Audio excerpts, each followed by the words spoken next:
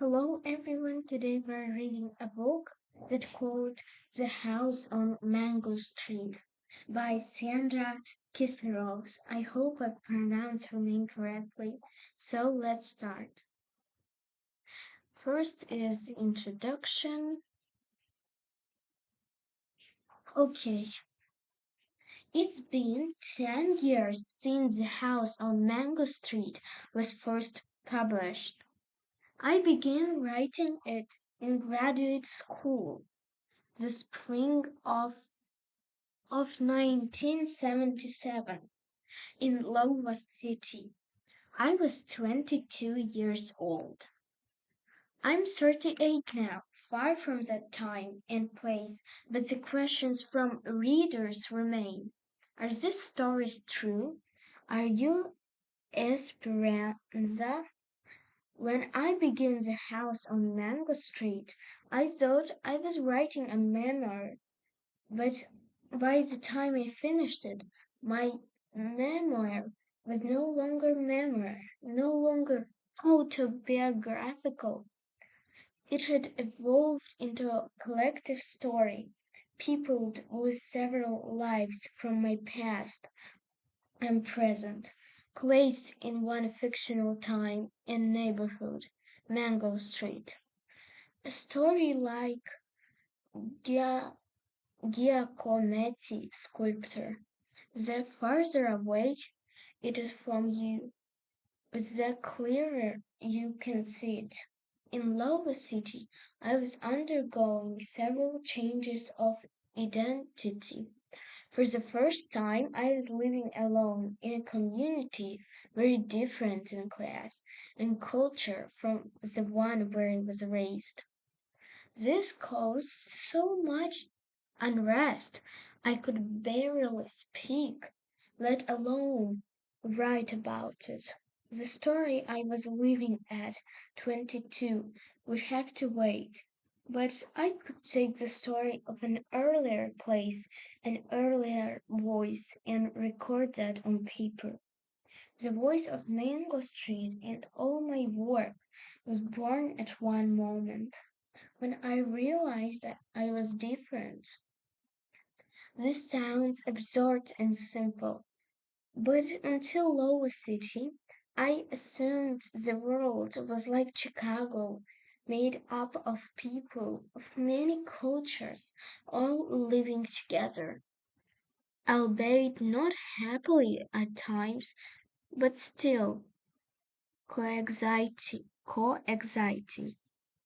In Lova, I was suddenly aware of feeling odd when I spoke, and as if I were a foreigner.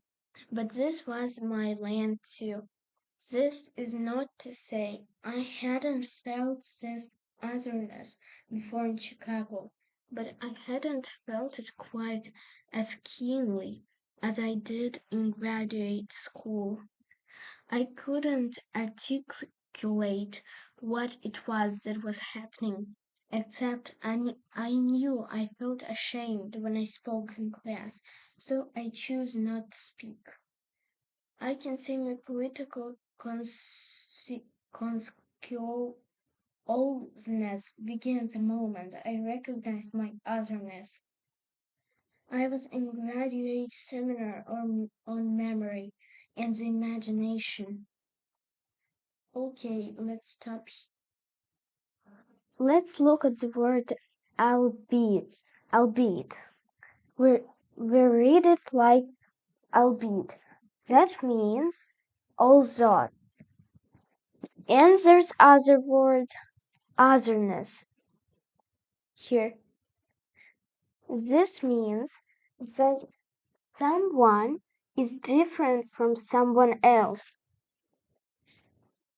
And here's a word raised.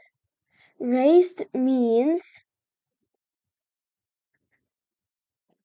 to lift or to move something or someone in higher positions. Let's go to other page.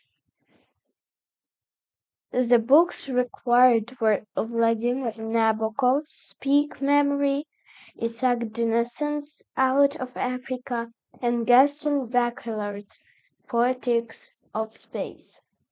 I had enjoyed the first two, but as usual I said nothing, just listened to the dialogue around around me, too afraid to speak. The third book that left me baffled. I shouldn't just didn't get it because I wasn't as smart as everyone else.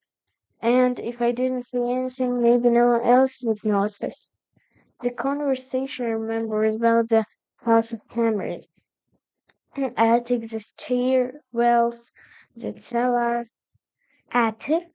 My family lived in the third floor flats for the most part because noise traveled down.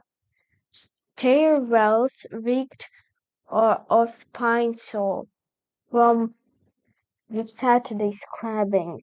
We shared them with people downstairs. There were public zones, no one except as though to clean. We mopped them all night, but not without resentment for cleaning up some other people's trash. And as for cellars, we had a basement, but who'd want to hide in there? Basements were filled with urban fauna. Everyone was scared to go in there, including the matter reader and the landlord. What was this guy Bachelard talking about when he mentioned the familiar and comforting house of memory?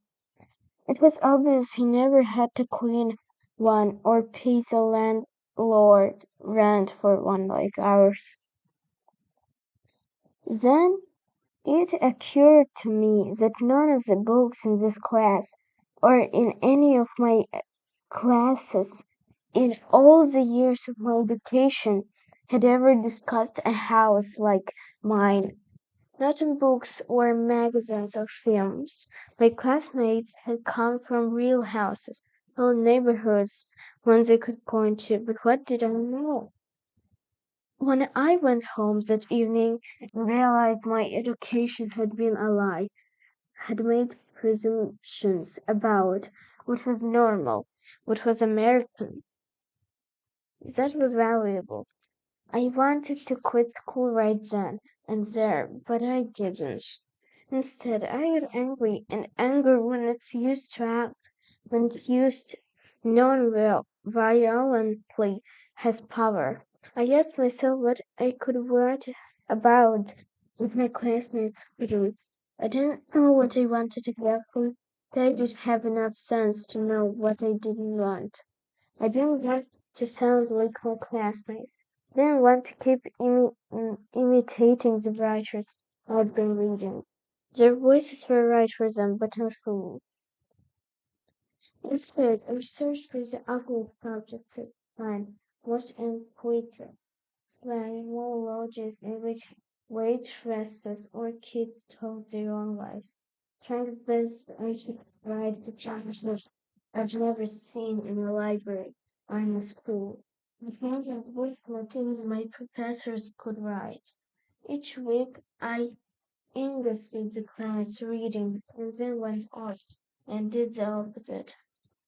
It was a quite revolution to have the option taken to extremes, but it was out of this negative experience that I found something positive, my own voice. Language among illustrated basic speech.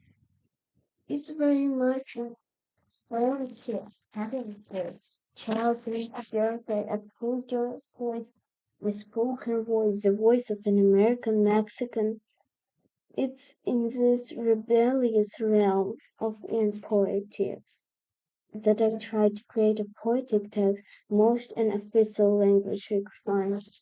I did it neither in gay, Indian, no awesome, nor natural. It was clear to me, as if I were tossing a Molotov. Let's stop here and look at the words. First word is the word attic. Attic is a part of house near the roof. Second word is tossing. This word. Tossing means to throw something. And third word is imitating means take a moment to imitate yourself, familiarize yourself. And we finished reading first part. Thank you for watching and goodbye.